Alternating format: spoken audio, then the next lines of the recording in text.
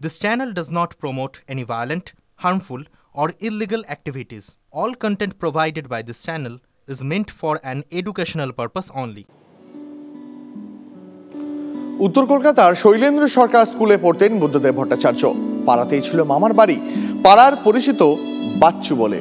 স্কুলের শিক্ষক থেকে পড়ুয়া সবার কাছেই বাচ্চু কাছের মানুষ। সেই স্কুলের ক্লাসরুমের বেঞ্চেই প্রথম কবিতা লেখা, প্রথম নাটক লেখা বুদ্ধদেবের। শৈলেন্দ্র সরকার স্কুলের প্রত্যেকটা ক্লাসরুম কিংবা ইটকাট পাথরের সঙ্গে প্রাক্তন মুখ্যমন্ত্রী বুদ্ধদেব ভট্টাচার্যের স্মৃতি জড়িয়ে রয়েছে। সেটা স্কুলের প্রাক্তন শিক্ষক বা বর্তমান শিক্ষক সবার কাছেই নানান গল্পের মধ্য দিয়ে সেই কথা উঠে আসে। আমাদের স্কুলের শতবর্ষে উনি এসেছিলেন, আমাদের এখানে লাইব্রেরির উদ্বোধন করেছেন এবং অন্যান্য অনেক জিনিস উনি বেশ নস্টালজিক হয়েই আমাদের এখানে কাজগুলো যেগুলো এগোবার দরকার, যেগুলো করার দরকার সেগুলো উনি বলেছিলেন। এই যে বারান্দায় হাঁটছে, এখানেই কোনো ক্লাসে দাপাদাপি করতেন এই পাড়ার বাচ্চু প্রাক্তন মুখ্যমন্ত্রী বুদ্ধদেব ভট্টাচার্য। আর এখানেই বিভিন্ন শিক্ষকদের সঙ্গে তার নানান স্মৃতি জড়িয়ে রয়েছে। এই স্কুলেতেই তিনি গল্পের বই নিয়ে বসে থাকতেন, এখানেই তিনি কবিতা লিখতেন। আর বুদ্ধদেব বাবু এমন একজন মানুষ ছিলেন যার সম্পর্কে বলা যেতে পারে যে উনি একজন অ্যাম্বাসাডার, মানে true ambassador of politics of honesty, politics of dedication, politics of ideology.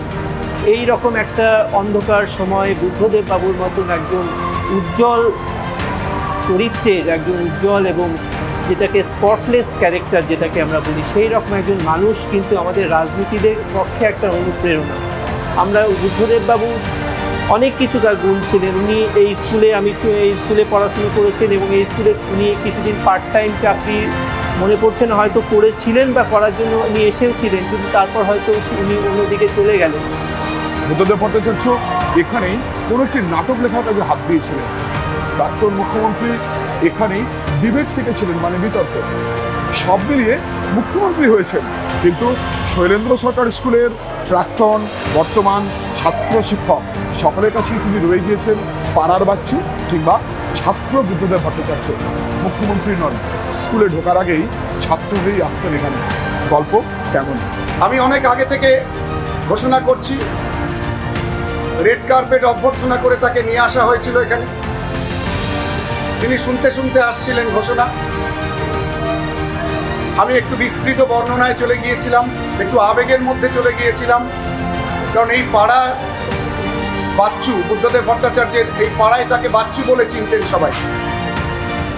তিনি এই স্কুলে পড়াশুনো করেছেন, এখান থেকে তিনি মুখ্যমন্ত্রী হয়েছেন পরবর্তীকালে। ফলে একটা আবেগ আমাদের মধ্যে কাজ করছিল, মাস্টারমশাইদের মধ্যে। তিনি এলেন, মঞ্চে উঠে আমাকে বললেন কানে কানে একটু ছোট ছোট করে বলতে হবে, খুব কঠিন, কিন্তু ওরা সেই ব্যারিটোন ভয়েস, বিখ্যাত ভয়েস। আমি চেষ্টা করেছিলাম সেটাকে ফলো করবার। এখানে একজন চিকিৎসক ছিলেন, সেই অনুষ্ঠানের ঘটনাই বলছি। তিনি সম্প্রতি প্রয়াত হয়েছেন, আমাদের বিদ্যালয়েরই প্রাক্তনী।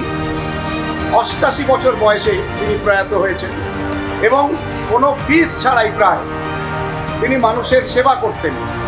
চিকিৎসারা তার কাছে সেবা ছিল। ডাক্তার গণেশ বেদজ্ঞ, উনি মঞ্চ থেকে বলছেন, গরিবের ডাক্তার গণেশ বেদজ্ঞ এখানে আছেন, থাকলে তাকে নিয়ে আসুন। উনি একদম পেছনে বসেছিলেন, সেই মানুষটিকে তুলে এনে মঞ্চে তার পাশে বসানো হল।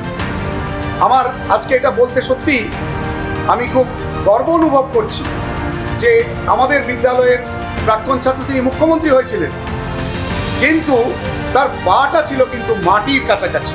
শৈলেন্দ্র সরকার স্কুল, সেখানে বিশিষ্ট মানুষজনরা যারা পড়াশোনা করেছেন তাদের তালিকা নেহাত কম নয়।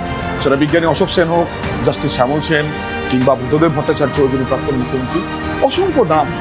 প্রথম জাতীয় শিক্ষক আমাদের রাজ্যের জ্যোতির্বিকাশ মিত্র, সেই ছবি আমরা দেখলাম, যিনি এ রাজ্যের প্রাক্তন মুখ্যমন্ত্রী বুদ্ধদেব ভট্টাচার্যের শিক্ষকও ছিলেন।